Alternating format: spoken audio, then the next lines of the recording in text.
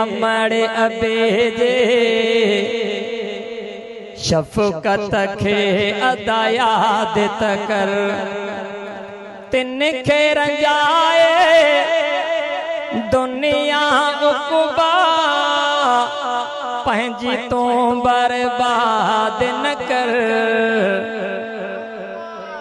कदम कदम ते अमड़ अबे जे शफ़क़त खे अदा याद त कर।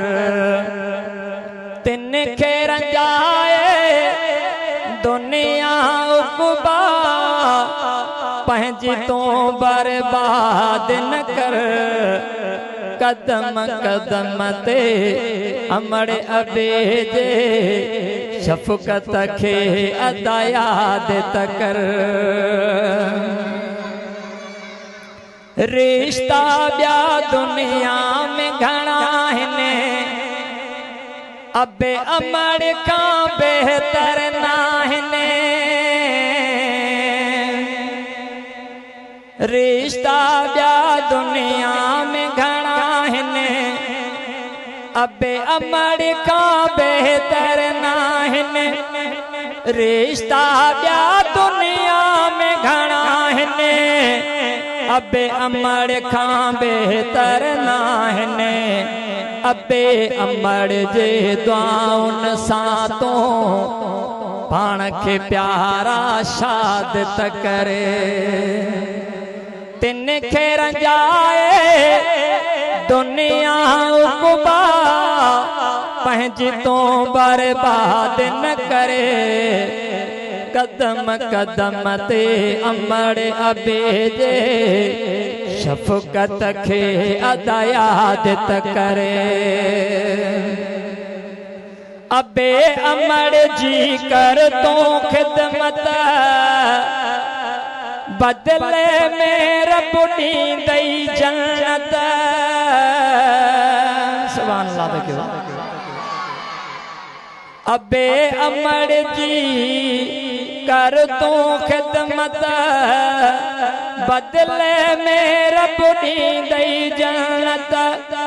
अबे अमड़ जी कर तूं ख़िदमत, बदले में रब ॾींदई जन्नत। हूंदे हमेशा सुख यो सताबो, अदबन खे ईजाद त कर। तिन खे रंजाए दुनिया उक़बा पंहिंजी तूं बर्बाद न करे। कदम कदम ते अमड़ अबे जे शफ़क़त खे अदा याद त करे। बाबो शफ़क़त आहे बचन लाइ, जिजल माउत रहमत बाबो शफ़क़त आहे बचन लाइ, जिजल माउत रहमत सुहिणे नबीअ फरमायो बेशके अबे अमड़ जी मुराद तूं कर। तिन खे रंजाए दुनिया उक़बा पंहिंजी तूं बर्बाद न करे। कदम कदम ते अमड़ अबे जे शफ़क़त खे अदा याद त करे। अबे अमड़ जो थी तूं प्यासी, पीर लथींदई परवर राज़ी। अबे अमड़ जो थी तूं प्यासी, पीर लथींदई परवर राज़ी।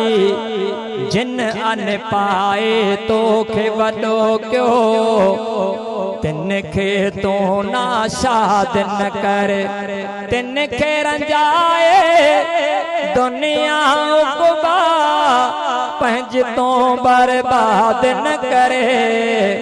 कदम कदम ते अमड़ अबे जे शफ़क़त खे अदा याद त करे।